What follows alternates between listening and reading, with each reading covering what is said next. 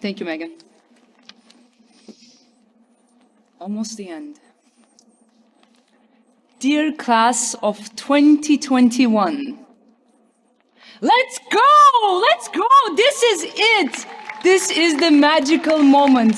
This is that feeling, that moment that you feel as you're jumping from one stone to another.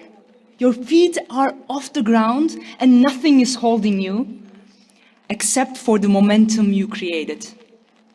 All your focus, all your intensity directed at making sure that you land safely. But something nags you in the back of your head. You wonder about what is to come, and you might ask, how is this all going to play out? As you linger in this moment, I invite you to change your questions once again and ask a different question.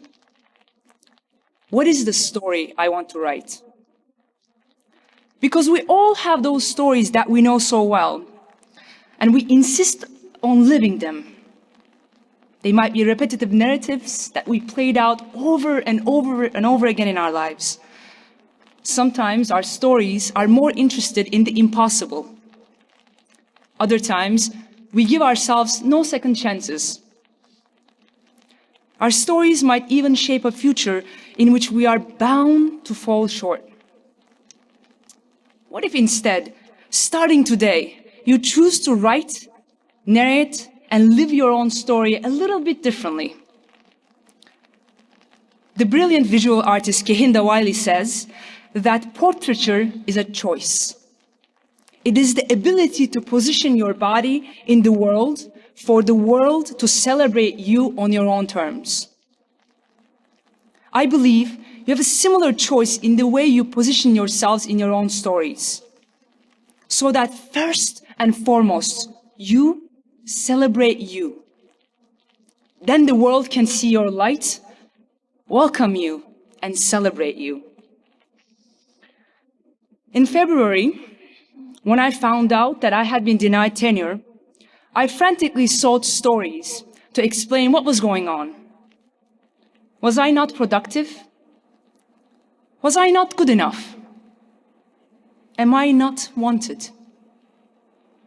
In the end, the answers are irrelevant. I know my story, and I make the choice to celebrate me.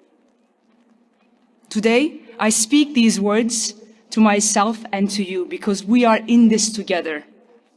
I guess I'm also a member of class of 2021. Now, let's ask ourselves, what is the story we want to live by? Because the choice is ours. So pick up the pen, come on. This is a perfect time because we're on the brink of something big, something new, something exciting. Earlier, my student and classmates, dear friend James Peterson, called us to take action. Joining the sentiments James shared, I believe that you have within you what it takes to accept this invitation and to act and shape your story. You have sown the seeds and taken the steps over the past 2 years to be able to take action and make an impact. And if there is any doubt, any inkling, any question in your minds whether you can do that, let me tell you what I see in you. I know you can do this because when the world pushed against you, so hard against you, especially over the past 15 months, you pushed right back, stronger, with something better.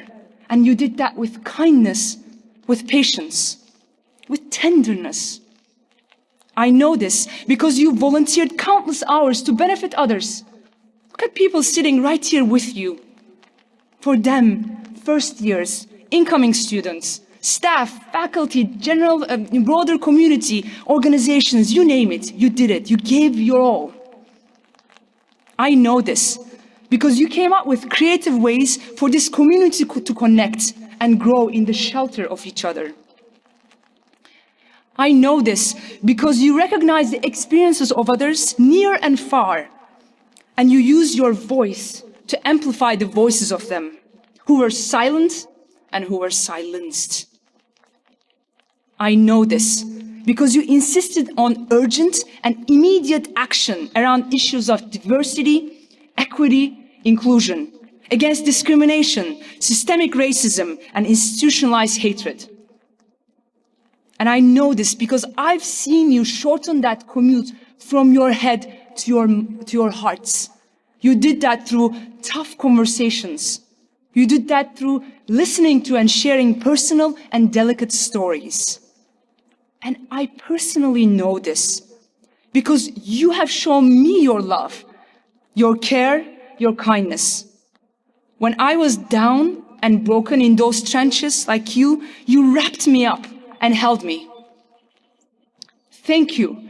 Thank you so much. I want to do this before we all walk out of these doors. Thank you for reminding me to be kind to myself when I write my own story.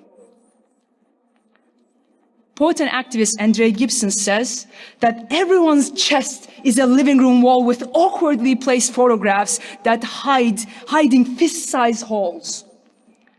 Remember that quote when you are writing your story. Be kind to yourself then. Write yourself a beautiful story. Celebrate you. So here we are now, ready to take a leap. So I invite everyone here today, and those of you who are joining us from around the world, watching us online, to join us. I want to do one final thing with you, which is a visualization, and I want us to do this all together. Close your eyes. Imagine we are standing on the edge of something, on this cliff. Under our toes, we feel that sharp edge, that line that separates separates the ground beneath us and what is beyond. We feel this rain, maybe this cold air, and our bodies are swaying from left to right, from left to right. We gaze down for a second, and our hearts jump. We see a sudden drop. And then we sort of move our gaze out from our feet, and we see these deep blues and greens that extend into the horizon. Take a breath with me, a deep one.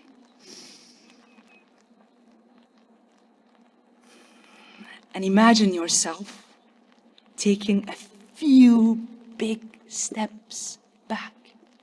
Hold it. On the count of 3, let's run and jump together. Ready?